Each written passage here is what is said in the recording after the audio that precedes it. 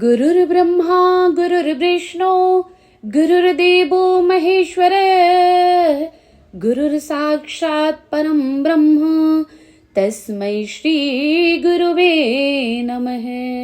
गुरु बिनु भव निधि तरई न कोई, जो बिरंच शंकर सम होई। गुरु के बिना कोई भव सागर नहीं तर सकता, चाहे वह ब्रह्मा जी और शंकर जी के समान ही क्यों ना हो।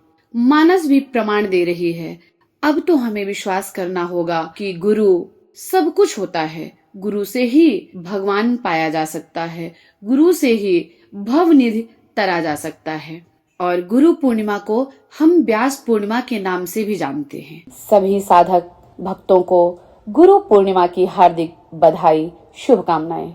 इस बार गुरु पूर्णिमा का महान पर्व हम 21 जुलाई 2024 को मनाएंगे।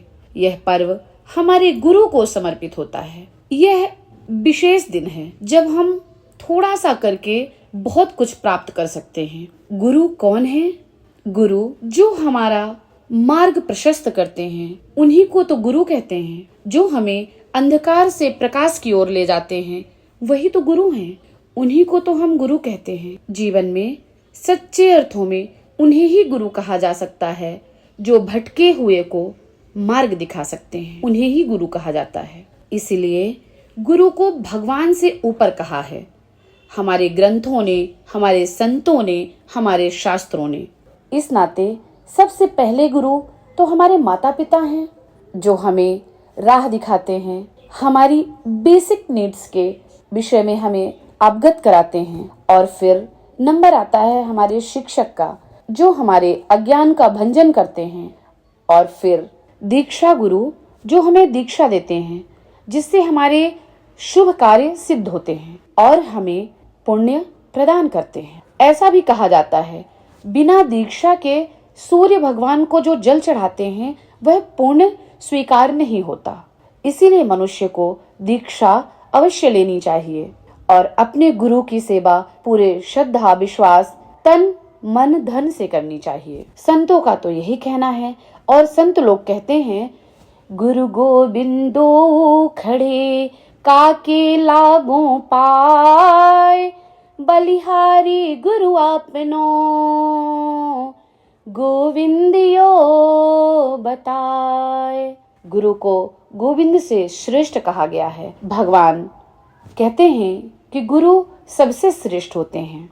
इस नाते गुरु की महत्ता गोविंद से बड़ी हो जाती है। गुरु ही एक साधन है जिसके द्वारा हम गोविंद को प्राप्त करते हैं। इसीलिए गुरु की महत्ता बड़ी होती है। और गुरु को हमें ढूंढना नहीं है। जिस दिन हम शिष्य बनने की योग्यता प्राप्त कर लेंगे, उस दिन हमें समर्थ गुरु प्राप्त हो जाएंगे।